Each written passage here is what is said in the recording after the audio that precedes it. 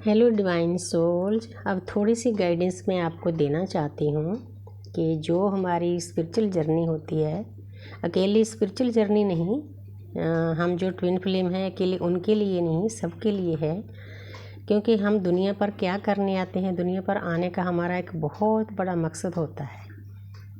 मकसद वो होता है, हम परमपिता परमात्मा के सामने कॉन्ट्रैक्ट करके आए होते हैं कि हम दुनिया में जन्म इसीलिए ले रहे हैं कि हम इस प्रकृति की सेवा में लगेंगे, अपना सोल पर्पज पूरा करेंगे।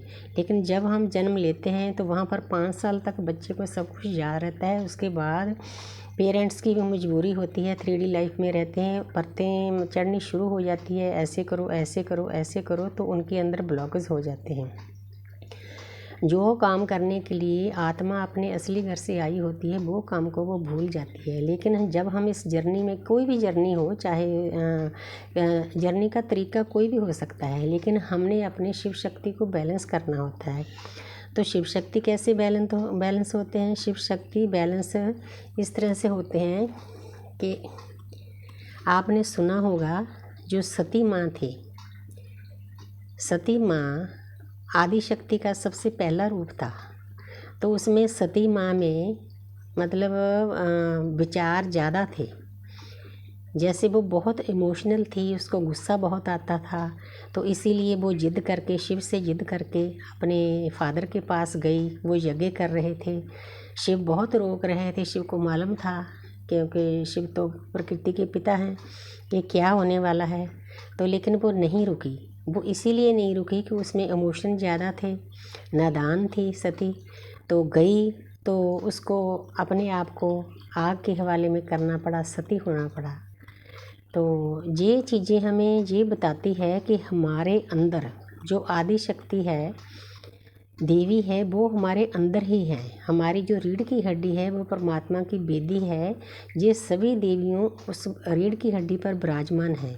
सती सबसे पहला रूप है, क्योंकि मैंने एक वीडियो भी डाली है, सती से गौरी तक की यात्रा। इसका मतलब ये है कि हमारे सर हैं, अंकित सर, वो हमें बहुत डिटेल से इन बातों के बारे में बताते हैं। उन्होंने हमारी इस नवरात्रि पर साधना भी कराई है। जितनी देवियां हमारे अंदर हैं उनकी स्थापना भी कराई है, देवियों को जागृत भी किया है। बहुत अच्छा लगा कि हमें इतने अच्छे गुरु मिले हैं।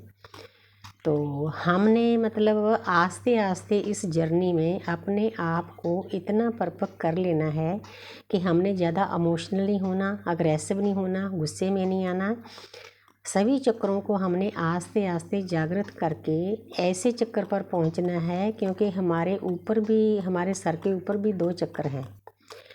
2 चक्कर हमारे शरीर के नीचे हैं, हमें दिखाई नहीं देते। 114 चक्कर होते हैं कुल, लेकिन हमारे शरीर के अंदर 108 चक्कर होते हैं। आपने सुना होगा कि जब हम कोई मंत्र जाप करते हैं, चाहे वो किसी भी धर्म का हो, उसमें 108 ज़रूरी होता है। 108 का मतलब होता है कि हमने अपने 108 चक्रों को जागृत करना है।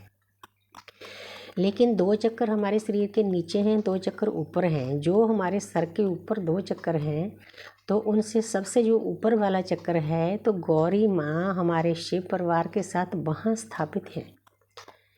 24/7 हमारे ऊपर वो रहते हैं, क्योंकि जो हमारी साधना है, साधना का रास्ता भी यही है। हमने माँ सती से लेकर गौरी तक की यात्रा पूरी करनी है। जो हमारे अंदर नेगेटिविटी है, आस्ते आस्ते आस्ते आस्ते सभी निकालनी है। इन जो नवदुर्गा हैं, इन्होंने हमें बताया है कि हमें टाइम टू टाइम अपने आप में ये चीज़ें पैदा करनी है। अगर हमें कभी कोई जाति करे, जैसे राक्षस माता को तंग कर रहे थे, उस टाइम पे माता को दुर्गा का, काली का रूप धारण करना पड़ा। ऐसे ही हमारी प्रवृत्तियां हैं। हमने देखना है कि किस टाइम पर हमने किस देवी को जागृत करना है। यही हमारी जर्नी की सार है।